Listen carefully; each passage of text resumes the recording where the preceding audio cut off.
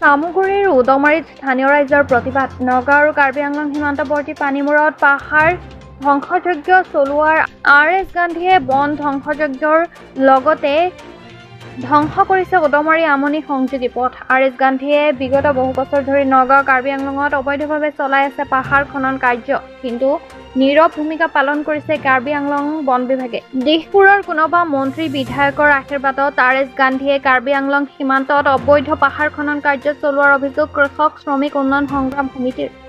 চৰকাৰে 7 দিনৰ ভিতৰত বনধস্যু RS গান্ধীৰ বিৰুদ্ধে অথবা পানীমূৰস্থিত অবৈধ পাহাৰ খনন কাৰ্য বন্ধ নকৰিলে স্থানীয় ৰাইজৰ সহযোগত বৃহৎ প্ৰতিবাদ কাৰ্যসূচী লোৱাৰ সংকাৰ কৃষক শ্ৰমিক উন্নয়ন সংগ্ৰাম সমিতি। RS গান্ধী কুঁৱাৰী উদ্ধাৰ কৰক, RS গান্ধী কুঁৱাৰী উদ্ধাৰ কৰক, RS গান্ধী কুঁৱাৰী উদ্ধাৰ কৰক, কুঁৱাৰী বন্ধ হ'ব লাগিবই, কুঁৱাৰী বন্ধ হ'ব লাগিবই। এই সংগ্ৰাম চলিছে, এই সংগ্ৰাম চলিছে। RS গান্ধী দাদাগিৰি নচলিব, RS গান্ধী দাদাগিৰি নচলিব, RS গান্ধী এই সংগ্ৰাম চলিছে, চলিব। RS গান্ধী কুঁৱাৰী উদ্ধাৰ কৰক, RS গান্ধী কুঁৱাৰী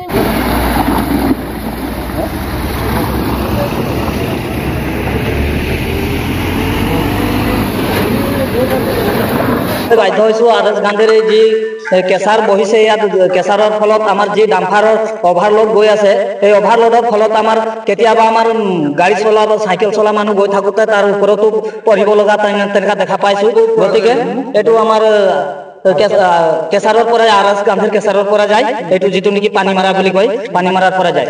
ইমানে মানে অভাৰলোডিং আপোনাৰ 10 চকীয়া গাড়ী চলে, যিটো নেকি ৰাস্তাৰ ৱেট আছে আপোনাৰ 20 টন, তাত আপোনাৰ 40 টন গাড়ী চলি আছে। গতিকে এই ৰাস্তাৰ মানে জীৰ্ণ অৱস্থা হৈ আছে, সেইটো ৰাস্তাত মানে কোনো মানুহ যাব পৰা নাই, গাড়ী ঘোঁৰা চাইকেল কোনো যাব পৰা নাই।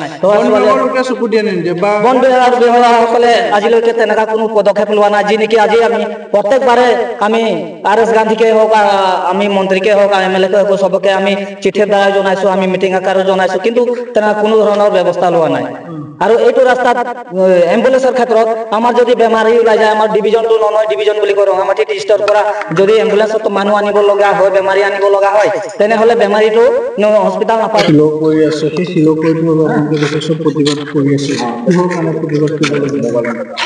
আজি আমি ইয়াত অসম চাহ মজদুৰ সংঘ নগাঁও শাখাৰ অন্তৰ্গত আৰু বৰ্তমান ব্ৰহ্মপুৰ সমষ্টিৰ অন্তৰ্গত থকা উদমাৰী পঞ্চায়তৰ পানীমাৰা ঠাইত আজি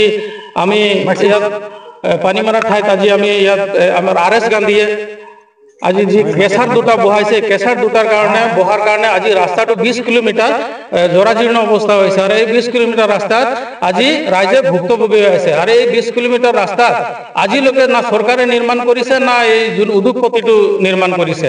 ইহঁতে ৰাস্তা ভাঙিব পাৰিছে, কিন্তু বনাব নোৱাৰে কিয়?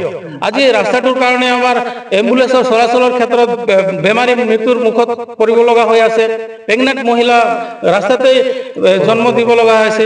গতিকে স্কুল মাছৰ এনেকুৱা তাত গোটেই আমাৰ শ্ৰমিকৰ ল'ৰা ছোৱালীৰ ভৱিষ্যত তাতেই স্কুল মাছটোত আছে, ল'ৰা ছোৱালী সেইটো পাল্টি হোৱা অৱস্থাত আছে, আৰু আমাৰ যিখিনি ৰাইজৰ প্ৰাইভেট গাড়ী অচল অৱস্থাত হৈ আছে।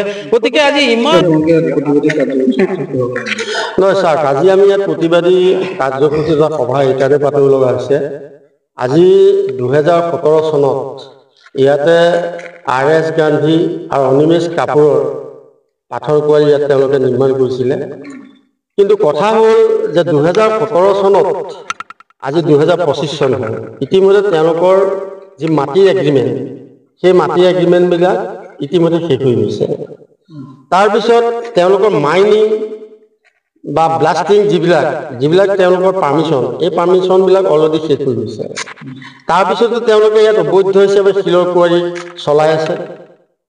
তাৰ কাৰণে আমি ইতিমধ্যে মাননীয় মুখ্যমন্ত্ৰী, মাননীয় সচিব মহোদয় আৰু DFO আৰু কাৰ্বি আংলং জিলাৰ SP, DC সকলোকে আমি কমপ্লেইন দিছোঁ। কিন্তু আজি বহুকেইদিন পাৰ হৈ যোৱাৰ